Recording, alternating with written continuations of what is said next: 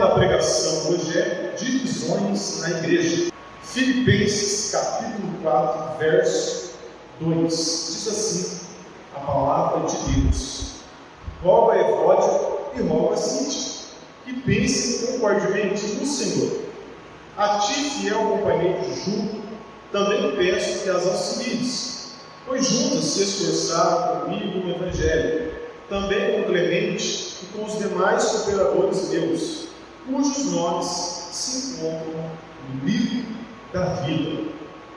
Como os irmãos já viram, o contexto é que Paulo estava preso em Roma, numa prisão domiciliar, e Paulo ele recebe a visita do irmão Epafrodito, que foi enviado pelos irmãos da cidade de Filipos. Epafrodito foi com a missão de levar ofertas para auxiliar o apóstolo Paulo. Epafrodito também ele vai informar sobre a vida dos filipenses e os problemas que estavam acontecendo na igreja. E um dos problemas era que haviam homens que professavam a Cristo, mas queriam continuar vivendo em seus pecados, vivendo uma vida libertina. E Paulo, então, ele ataca esses homens. Paulo também, ele é informado de que haviam pessoas que estavam crendo em Jesus, mas queriam continuar praticando a lei mosaica, fazendo a circuncisão, guardando os dias de festas judaicas, evitando alguns alimentos. E aí Paulo, então, ele também confronta esses homens, chamando-os de cães, de maus obreiros, e que eles são da falsa circuncisão, mostrando que a forma deles viverem e a forma deles acreditarem na salvação estava equivocada, estava errada. Porque para ser salvo, basta apenas crer na obra de Jesus Cristo. A salvação é dada pela fé. Como diz Efésios 2,8: pela graça sois salvos, mediante a fé. Isso não vem de vós, é dom de Deus, não vem de obras, para que o homem não se glorie. Então Paulo ele ataca esse falso ensino. E aqui também Paulo é informado, como nós lemos, que havia duas mulheres que não se falavam dentro da igreja e que se chamavam Evódia e Síntia. E Paulo, então, ele quer tratar dessa situação, dessa falta de união. E ele pede para que os irmãos, aqui ele chama de fiel companheiro junto, para auxiliar essas irmãs, para que elas se entendessem e parassem com essa briga e com essa divisão dentro da igreja. E Paulo, ele já vem falando sobre isso desde o capítulo 1, dizendo que os irmãos deveriam viver em união, ter o mesmo sentimento, a mesma alma, ter o mesmo sentimento de Cristo Jesus, serem humildes como Cristo foi, se humilhou. Jesus sendo Deus, não teve como usurpação ser igual a Deus, antes a si mesmo se esvaziou, tomando a forma de servo, se humilhou. Jesus não exigiu os seus direitos. Ele sendo Deus, pelas afrontas que ele sofreu, ele poderia rogar ao Pai e aos anjos para exterminar a raça humana. Mas ele abdicou dos seus direitos, ele se humilhou, para então ele fazer a vontade do Pai. E assim Paulo está dizendo: imitem a Jesus Cristo, tenham o mesmo sentimento dele. Ele tinha direitos e ele não exigiu. Assim vocês também, para viver em união, vocês precisam ser humildes, ter o mesmo coração de Jesus Cristo. Imitem a Ele como eu tenho imitado. É o que ele disse na pregação passada: sede meus imitadores, assim como eu sou de Cristo. Paulo, então, ele entendia que na obra de Deus não pode haver desunião, não pode haver contendas entre os irmãos. E ele vai dizer também em outras cartas que a igreja é como um corpo, e o corpo deve estar bem alinhado, é como um edifício, cada um deve estar no seu devido lugar, fazendo a sua função. Nós devemos estar unidos. E hoje há milhares de denominações evangélicas. Por quê? Porque há essa falta de união, pela desobediência desse mandamento. Esse é um argumento que a Igreja Católica usa para nos acusar de não sermos unidos. Eles nos acusam que desde a Reforma Protestante a Igreja nunca mais se consolidou.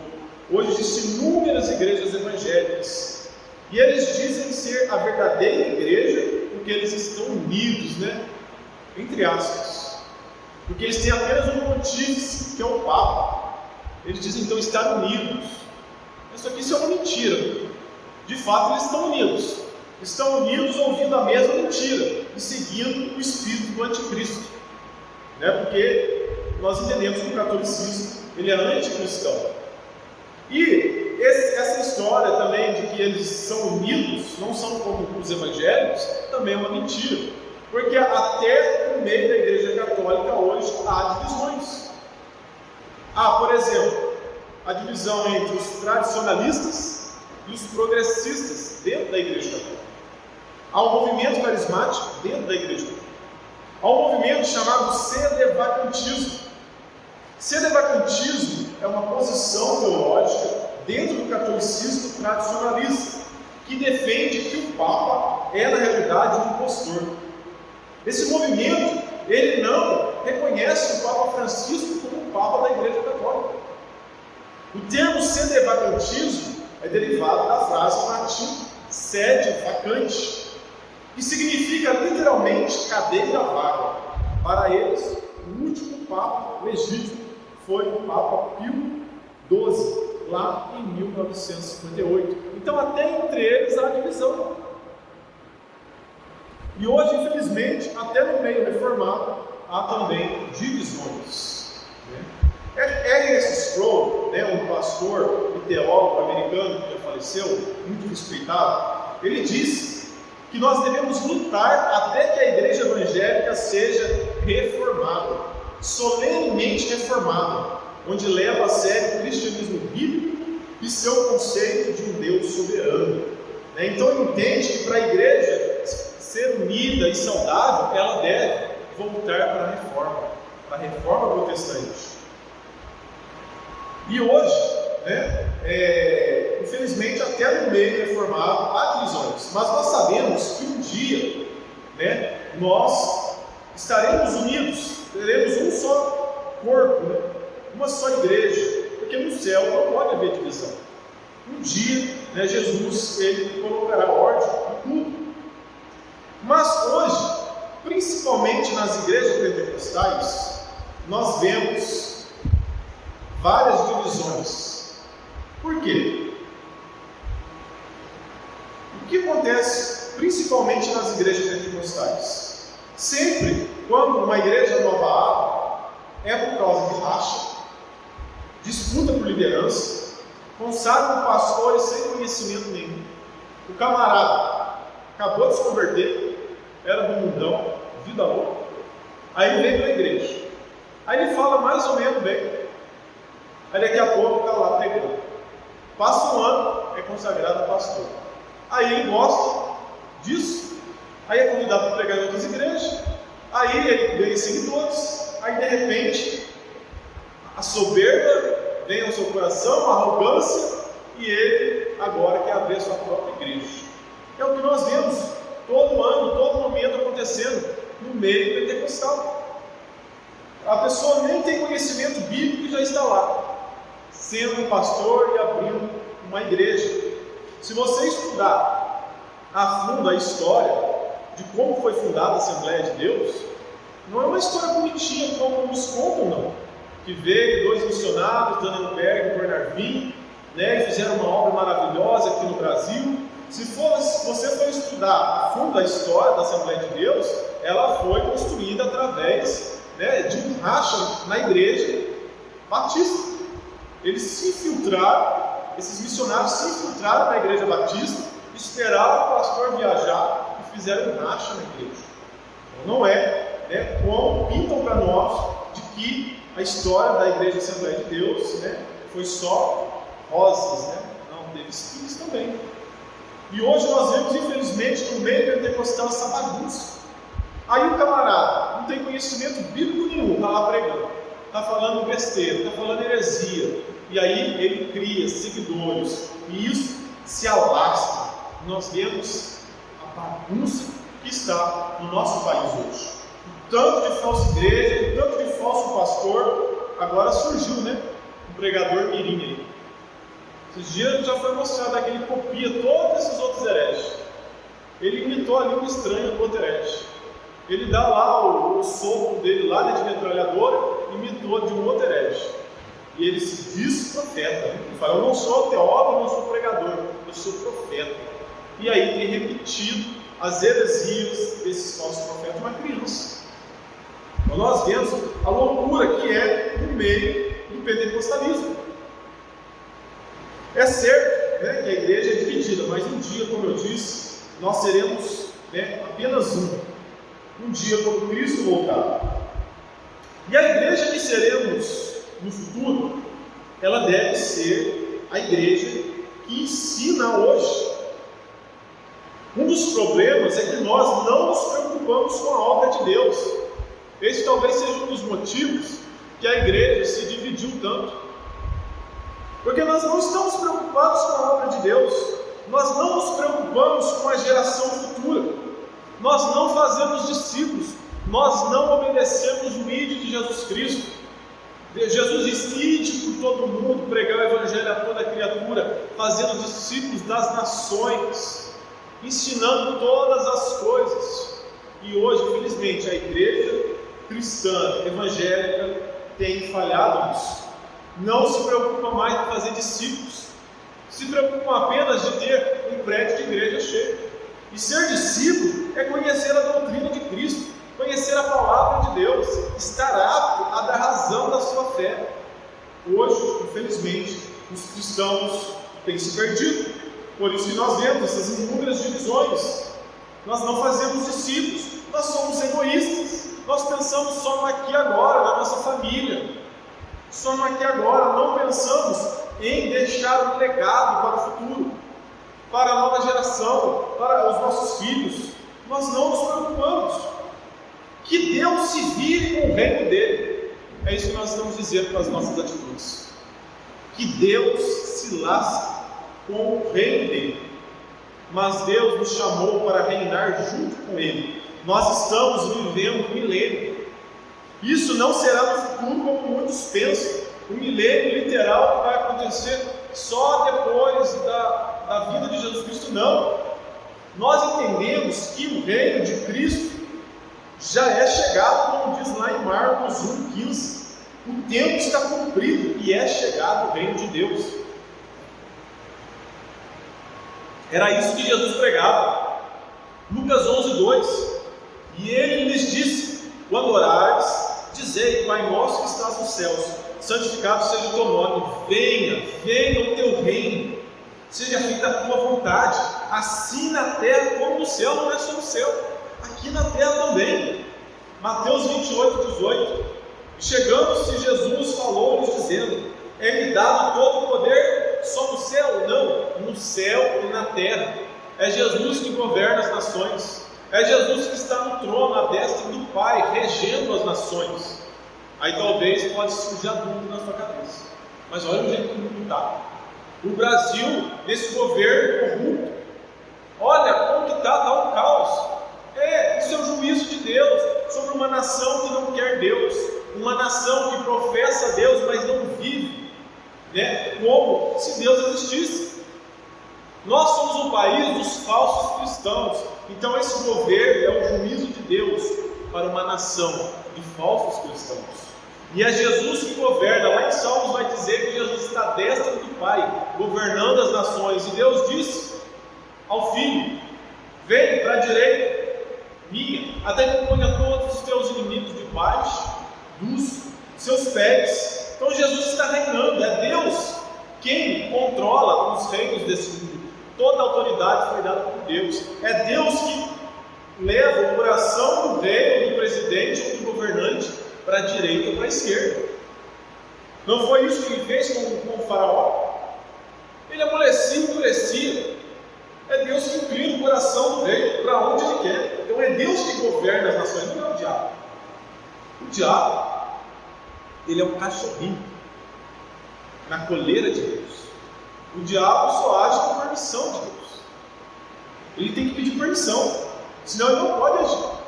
É Deus que governa. Apocalipse 5:10 vai dizer: e para o nosso Deus nos fizestes reis e sacerdotes, e reinaremos sobre o céu, não, sobre a terra. Mateus 28:19-20. Portanto, ide fazer discípulos de todas as nações, batizando-os em nome do Pai, do Filho e do Espírito Santo, ensinando a guardar todas as coisas, e eu que eu vos tenho mandado. E eis que estou convosco todos os dias, até a consumação do mundo. Então, nós fomos chamados para fazer discípulos, para reinarmos sobre esta terra. E por que então vemos esse cenário horrível diante dos nossos olhos? Porque os cristãos não têm trabalhado em prol do reino de Deus.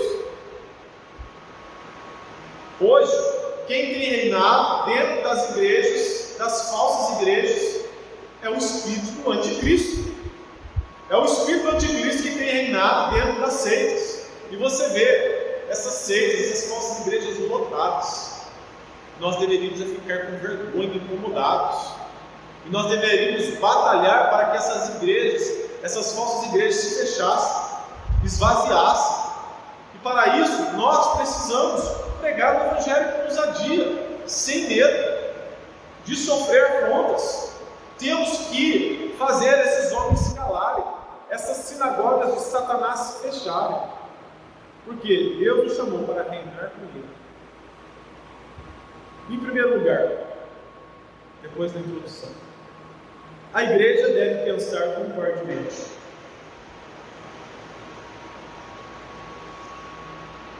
Ele diz no verso 2: rogo a Evódia e rogo a Síntica que pensem concordemente no Senhor. Paulo aqui, ele amava essas duas irmãs, e por isso que ele desejava que elas se reconciliassem. Paulo não chegou a excluir essas mulheres, porque Paulo já havia feito isso.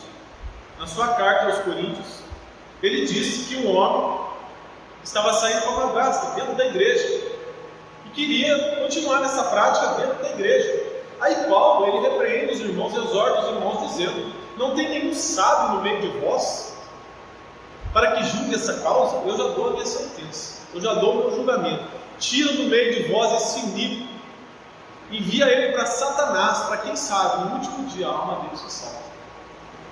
Então Paulo, se preciso fosse, ele expulsaria essas irmãs. Mas Paulo, ele não expulsou essas irmãs. Pelo contrário, ele pediu para que os irmãos auxiliassem elas a se reconciliassem. Né? Por quê? Porque Paulo amava essas irmãs. Paulo vai dizer que elas eram cooperadoras com ele. Quando Paulo esteve ali em Filipos, elas ajudaram Paulo. Paulo então era como um pai que tem o prazer de ver os filhos bem, sem brigar. E Paulo também roga. Eu rogo. Ele não está só orando, ele roga.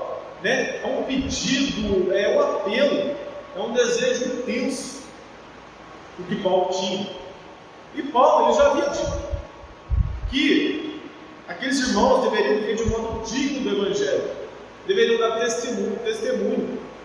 E isso é horrível para a igreja, dar um mau testemunho. Imagine, vem uma pessoa de fora, uma pessoa do mundo, aí ela chega na igreja, ela vê que aqui não há união, que aqui há divisão, que aqui está pior do que lá no mundo, né? Nós iremos dar um mau testemunho. Por isso que nós devemos batalhar para a união da igreja, para preservar a nossa comunhão. Por isso que Paulo, ele vai dizer lá em Filipenses 2,5, né? Para imitarmos Jesus Cristo. Jesus, sendo Deus, se fez homem, sendo Senhor, se fez servo. Estando em posição de honra, ele se humilhou. E nós devemos imitar a Cristo. Devemos, às vezes, nos humilhar. Às vezes, não reivindicar os nossos direitos, para que tenhamos paz na igreja, para que tenhamos paz com os irmãos. Nós devemos imitar homens como Epafrodito, Timóteo, Paulo, que estavam dispostos até a perder a vida para que o reino de Deus crescesse. Então Paulo, ele pede para que Síntica e Evódia voltem a se falar e perdoem umas às outras, uma a outra. E quais os possíveis motivos dessa desavença? O texto aqui ele não é claro, mas pelo contexto, talvez seja por disputa de liderança, porque elas eram cooperadoras no evangelho desde o início, e talvez poderia haver ali uma disputa entre elas, né? Poderia ser por interesses e motivações particulares, opiniões divergentes sobre os judaizantes e libertinos. Talvez uma poderia estar sendo influenciada pelo legalismo, a outra talvez pelos libertinos. Por exemplo, talvez poderia ser, né? Cid era mais legalista, né? Assim, mais puritana, né? E ela não gostava de maquiagem. E aí, às vezes, a outra irmã gostava de maquiagem. E aí poderia haver uma divergência, né? A Bíblia aqui não dá detalhes, mas eram coisas secundárias.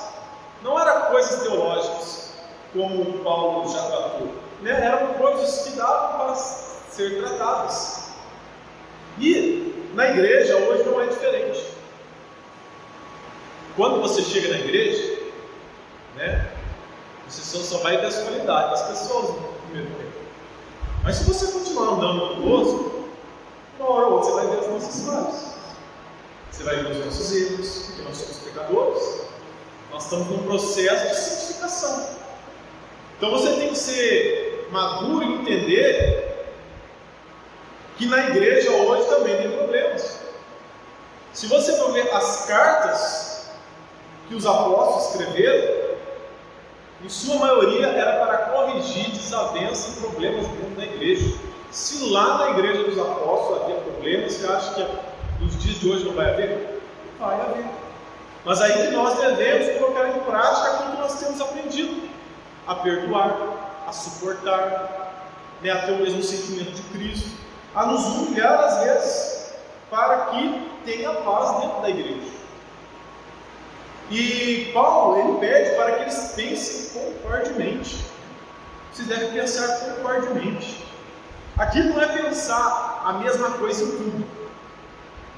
Você pensar igualzinho o pastor, igualzinho o irmão, não tem como. Eu mesmo não concordo comigo com o Elvis há um ano atrás. O Elvis há 5 anos atrás, há 10 anos atrás, acho que se eu encontrasse com o Elvis há 10 anos atrás, ia dar problema, a gente ia sair no tapa. Então nós mesmo não concordamos conosco com o passar dos anos. Então não pense que você vai concordar com tudo conosco. Uma hora ou outra pode haver uma desavença.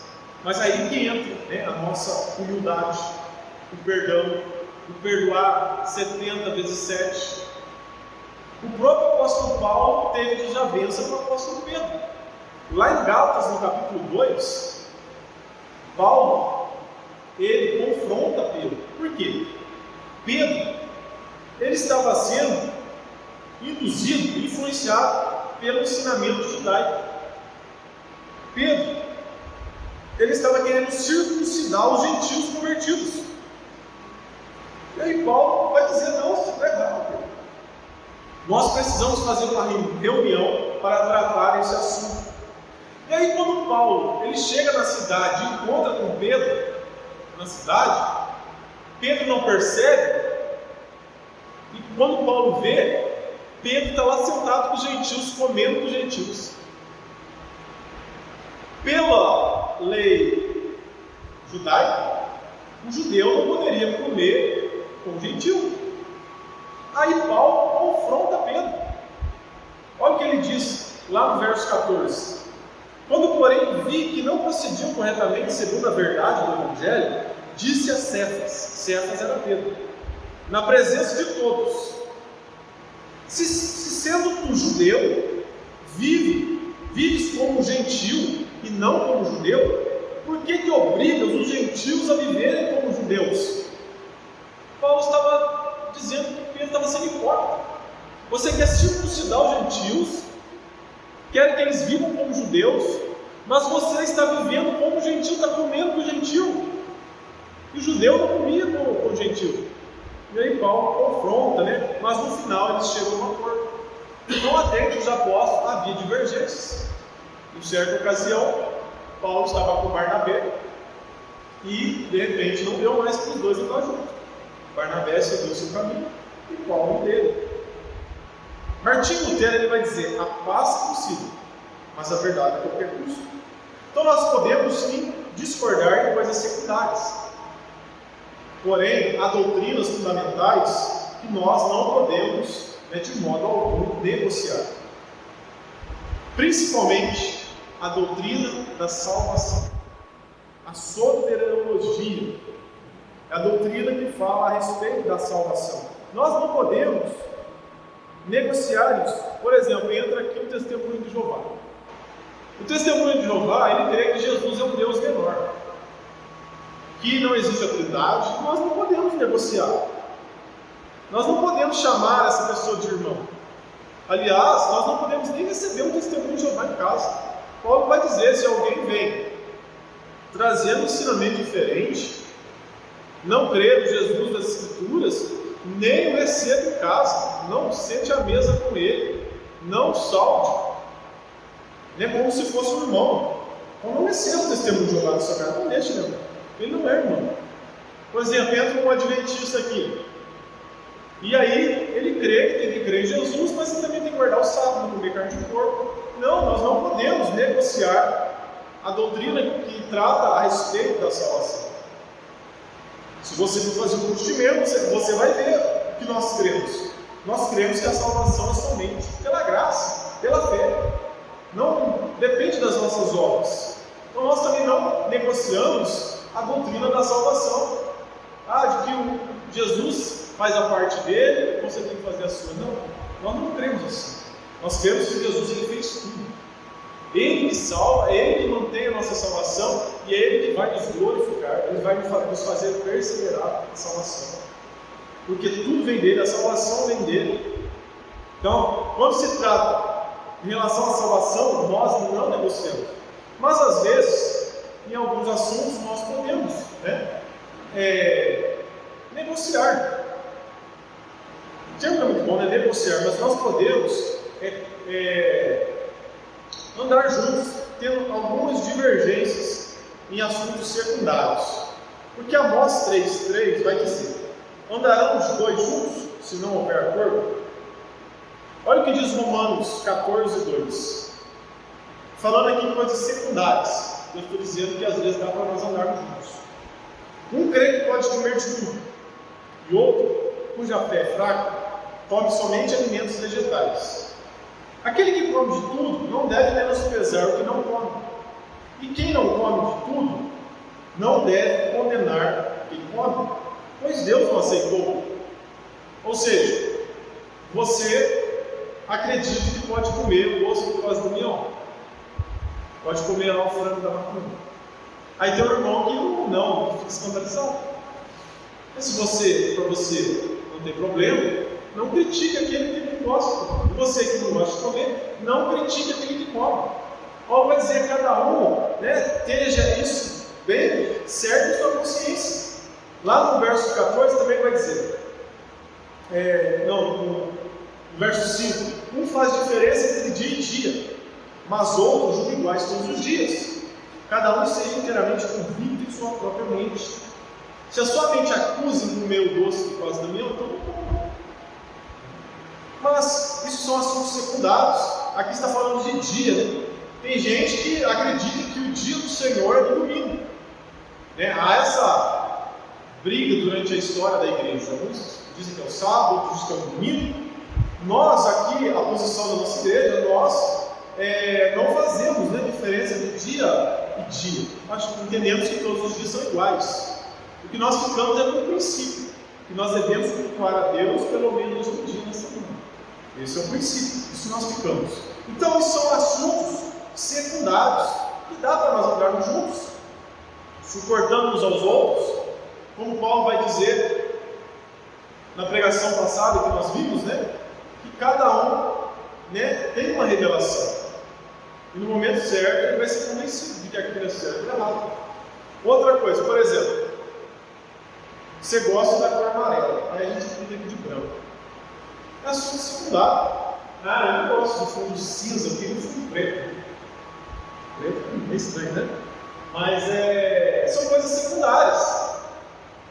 Então, dá para nós andarmos juntos. Por exemplo, questão do louvor. Às vezes você gosta de alguns louvores e não gosta de outros, mas tem irmão que gosta. Então a gente pode abrir mão disso. Essas são coisas secundárias. Eu vou abrir mão, eu não gosto muito daquele louvor, mas os irmãos gostam, né?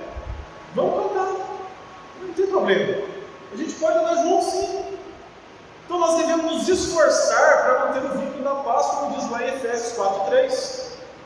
Esforçando-nos diligentemente por preservar a unidade do Espírito no vínculo da paz.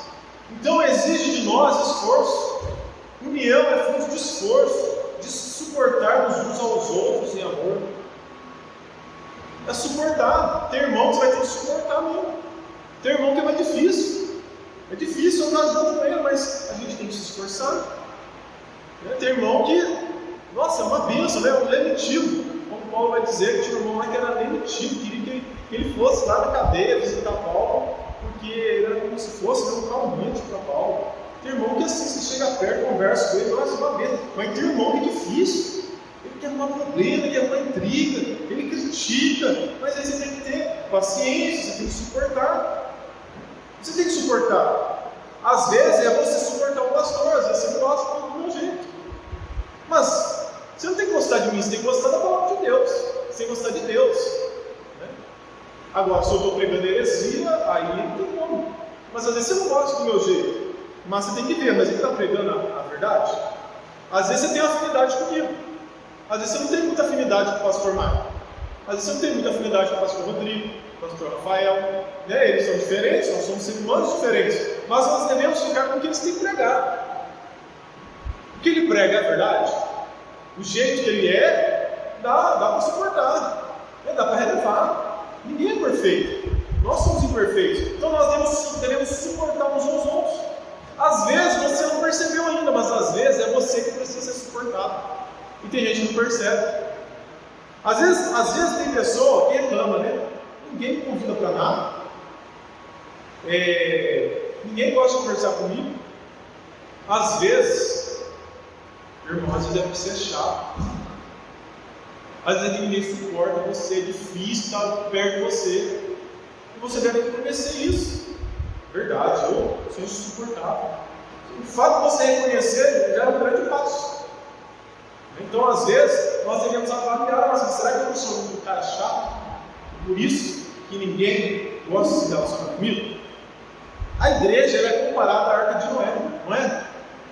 A Arca de Noé, com certeza, era fedida. Os animais, né, defecavam lá dentro da arca. Tinha animal que gritava, outros eram quietinhos, assustavam. Mas era lá dentro da arca que estava a salvação. E é dentro da igreja também que está a salvação. Nós às vezes, né, vamos espetar um outro, às vezes você tem um próprio espinho, né? Chega perto de você, vai machucar. Mas é dentro da igreja que nós encontramos salvação. Os desigrejados, né, um movimento que é contra a igreja instituição, eles são pessoas que desistiram de se relacionar. Por quê? Porque relacionamento às vezes fere, às vezes machuca. E os desigrejados, eles se acham tão bons que eles não gostam de ficar perto de ninguém, porque eles dizem que todo mundo é hipócrita, a igreja está tudo corrompida, não tem nenhum pastor bom para eles são tão bons que não há ninguém que pastoreie eles. E eles desistiram de se relacionar com as pessoas. Né? Por quê? Porque as pessoas querem. Mas também eles não irão experimentar, né, ser tratados por Deus e desfrutar do perdão, de pôr em prática o seu cristianismo. Eles também não vão receber isso. Por exemplo, no casamento. No casamento você tem que, às vezes, escolher ou ficar com a razão ou ficar com a paz. Se você for querer ter razão em tudo, você vai criar uma guerra no seu lar. Às vezes é melhor melhor você ficar com a paz do que com a razão. Aí você deixa, às vezes, né, o marido fazendo o que ele quer. Tá bom, vai, faz. Aí dá errado, né? Você vai saber que dá errado. Você fala, falei, né? Então, às vezes, é melhor ficar com a paz do que a razão. Lógico, né? Isso nós não colocamos assuntos importantes, né? Por exemplo, o marido quer que a mulher se prostitua.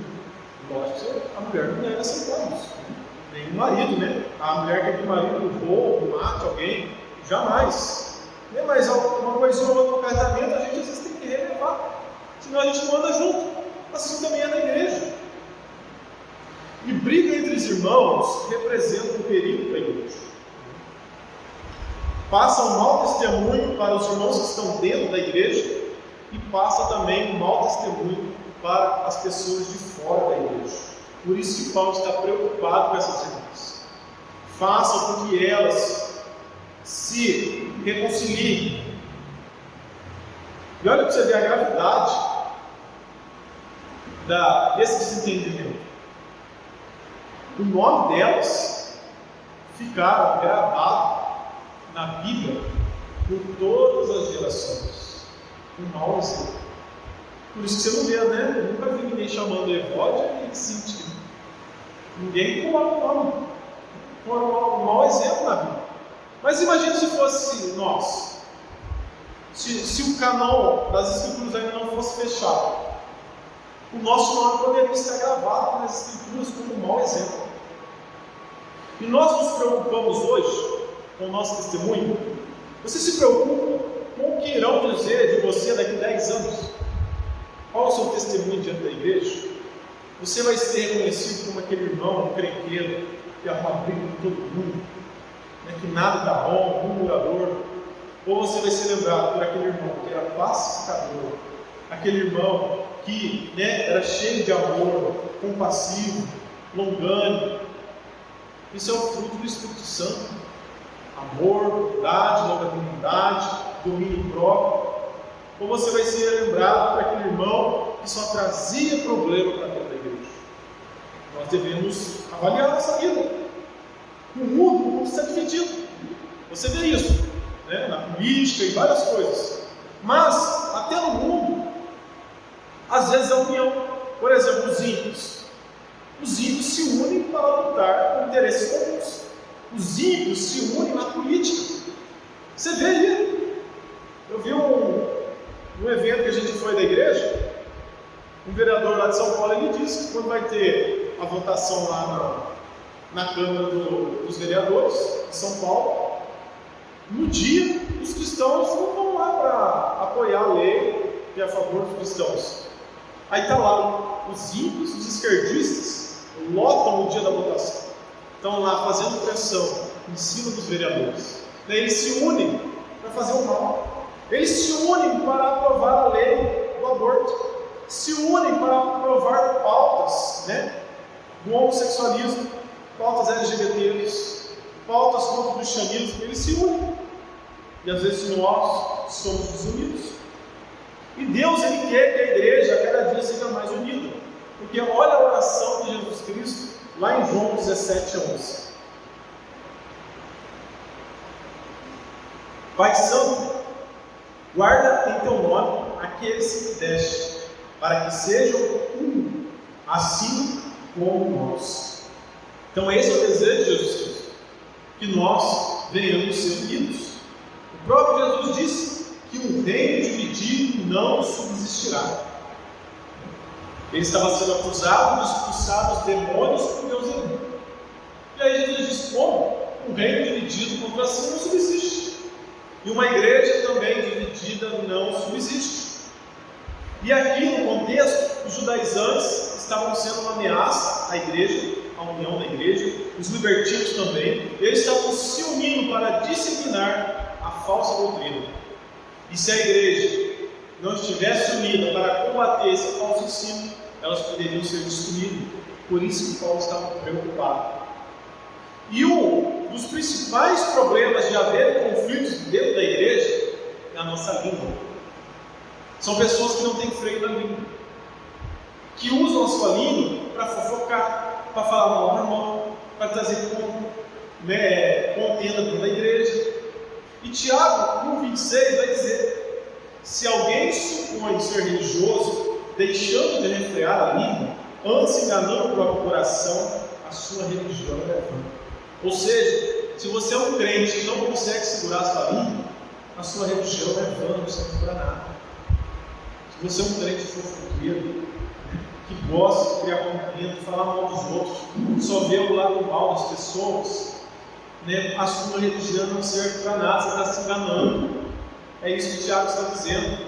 Tiago também, em sua carta, ele vai dizer que a língua é um pequeno órgão. É comparado a uma brasa no meio de uma selva, uma pequena faísca, que pode colocar em risco toda a floresta e trazer um grande incêndio. Então a língua, um órgão pequeno, pode trazer destruição dentro da igreja.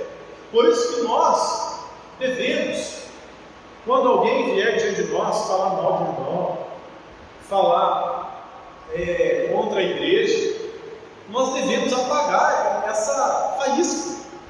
É como na brigada de incêndio, Quem trabalhou em fábrica sabe, lá tem os brigadistas, e eles são treinados a apagar qualquer indício de incêndio.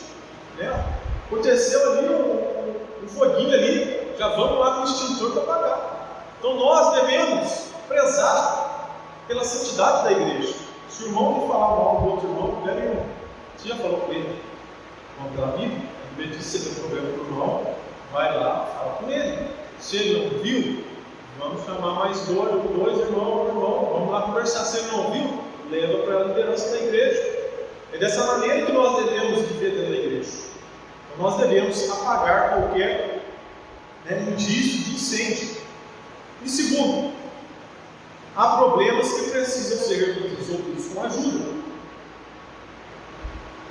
Aqui no verso 3, Paulo ele diz: a ti, fiel companheiro de jugo, também peço que as auxilies. Então, no caso dessas irmãs, talvez já estava ali sem condições de um falar com o outro. E aí, precisou alguém intervir ali na mão de Paulo para trazer união entre as duas. E aqui Paulo chama de fiel companheiro de jugo. No grego, é escrito como síssimos.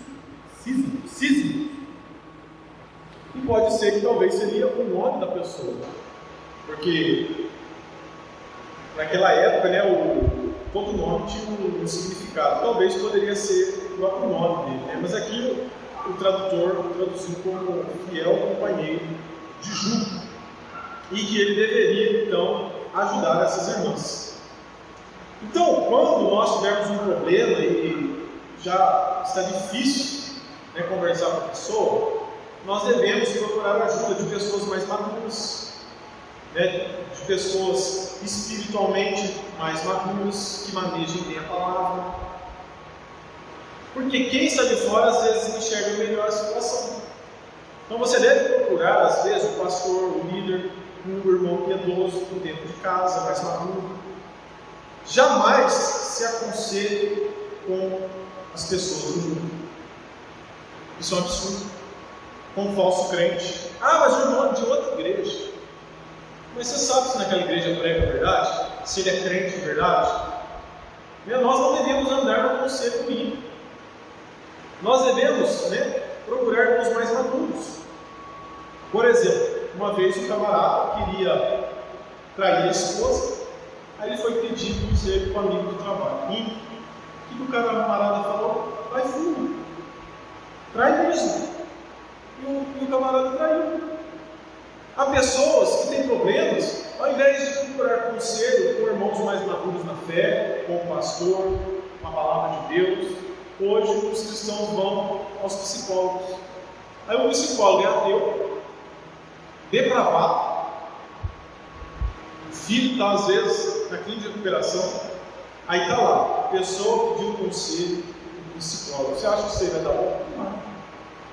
Ele vai trazer um conselho ruim para você.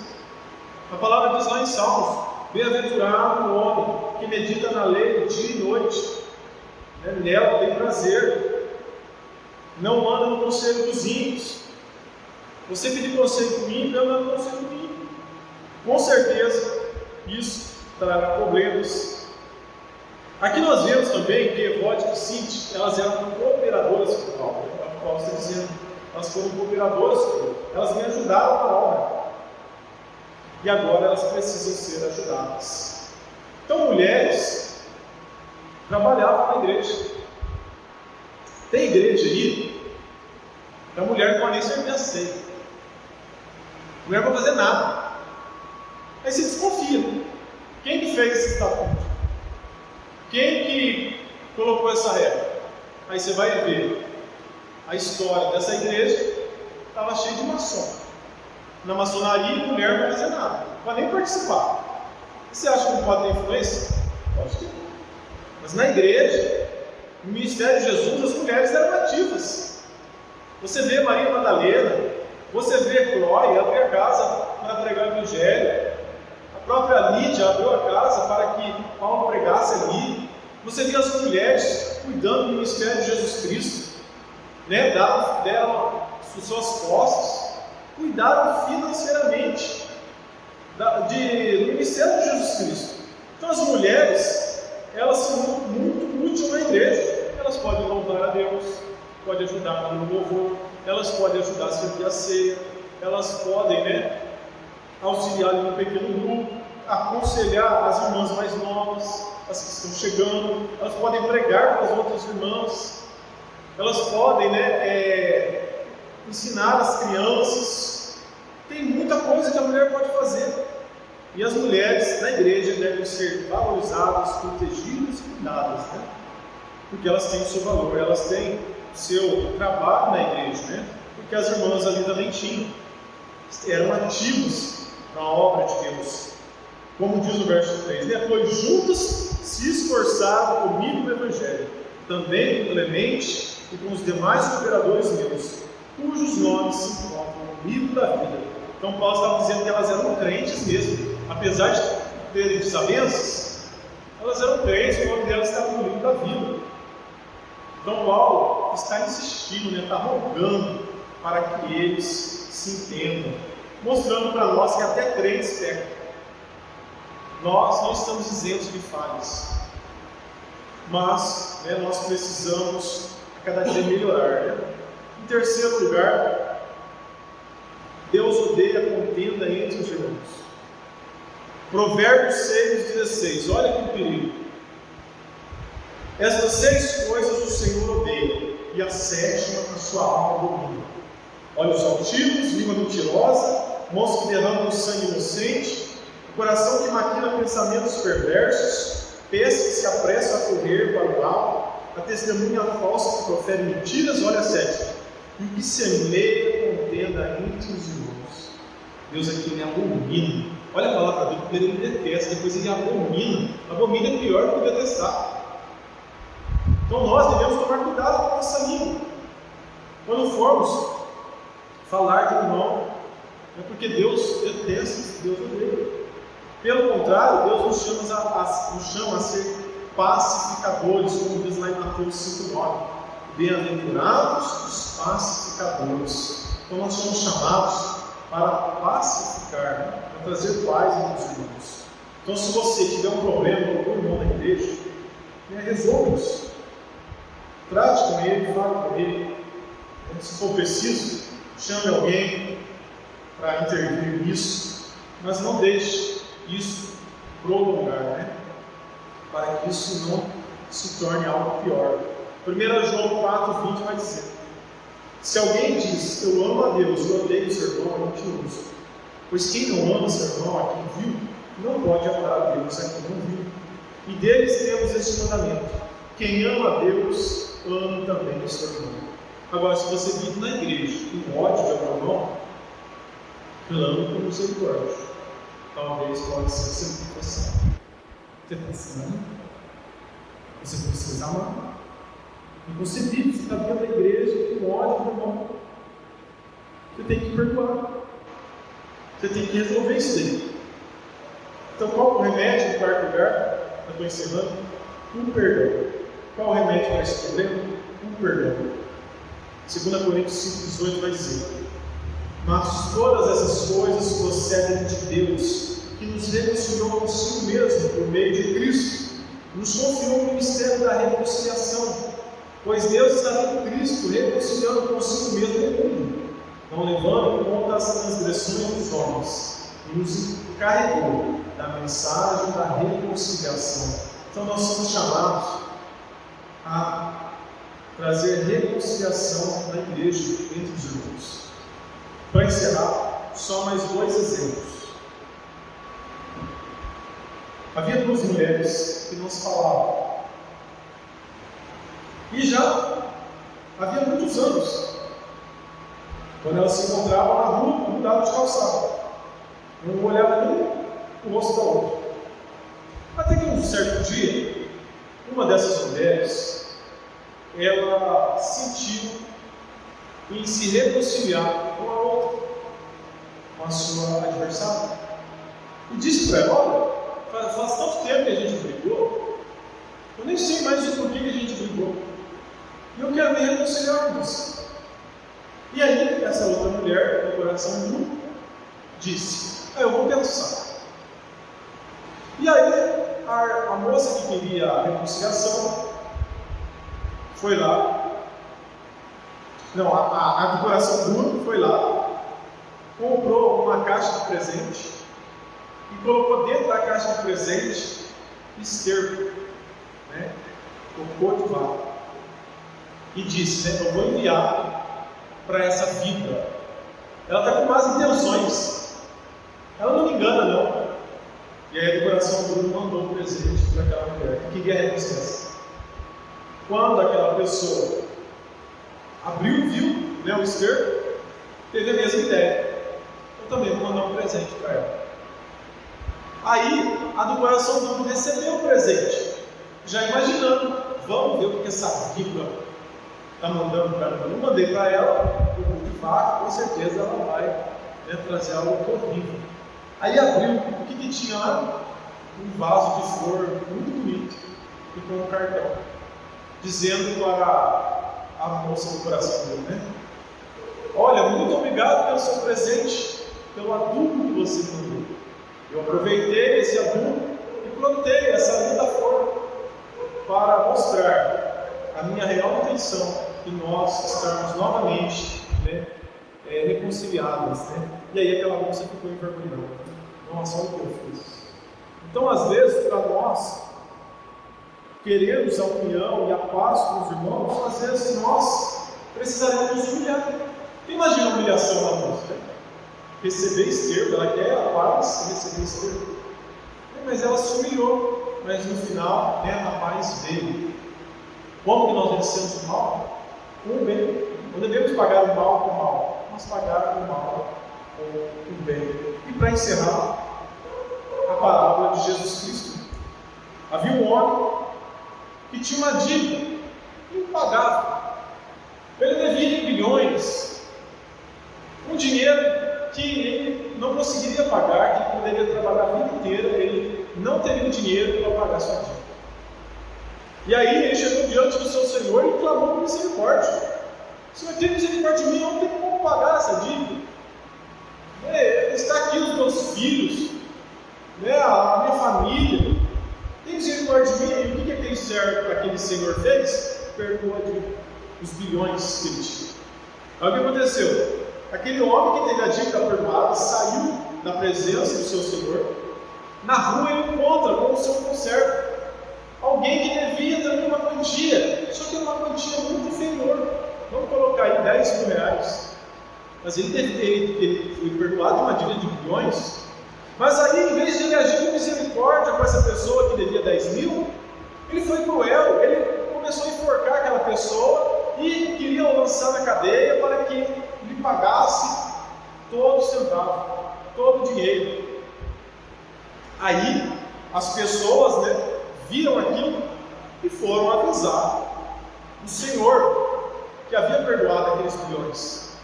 Aquele Senhor irado, ele então diz, lá em Mateus 18, 32, vamos ver. Ali, Mateus 18, 32, né? Então Então o seu senhor, chamando a sua presença, disse: servo malvado, perdoei-te toda aquela dívida, porque me suplicaste. Não devias tu igualmente ter compaixão do teu companheiro, como eu também tive misericórdia de ti? Indignado, o seu senhor o entregou aos atormentos, até que pagasse tudo o que devia. Assim vos fará também meu Pai Celestial, se no coração não perdoardes cada um a seu irmão as suas ofensas. Olha o que Jesus nos ensina. Nós tínhamos uma dívida impagável. Nós ferimos um Deus que é eterno, nossa dívida era eterna. Nós não tínhamos como pagar. E Cristo pagou a nossa dívida. Aí nós não queremos perdoar as ofensas dos homens, dos irmãos, das pessoas que estão ao nosso lado. Por mais que as pessoas tenham nos ferido, não se compara com a dívida que nós tínhamos para com Deus. Eu não sei se na sua caminhada você foi ofendido, fizeram maldade para você, para a sua família, mas isso não se compara com aquilo que Deus perdoou. Infinitamente maior. Então perdoe, esse é o caminho. Nós merecíamos a morte e o inferno, e Deus nos perdoou. O perdão cura, o perdão liberta, o perdão alivia o coração de quem feriu e foi ferido. E para encerrar, Charles Spurgeon vai dizer: a menos que você perdoe o seu próximo, estará lendo a sua própria sentença de morte ao orar o Pai Nosso. Porque o Pai Nosso diz isso: Senhor, perdoa as nossas dívidas, assim como nós temos perdoado a quem nos ofende, quem nos tem ofendido. Então, se você não perdoa, você não vai ter o perdão de Deus. É a sentença de morte. Por isso, busque o caminho sempre do perdão, da reconciliação, da paz, para que nós possamos viver uma vida que glorifica a Deus. Perdoar, lembre-se, não é sentir. Perdoar é decisão, é obedecer a Deus. Eu vou sentir qual perdão. Se você for esperar sentir, você nunca vai perdoar. É decisão, eu decido perdoar, porque Deus me perdoou.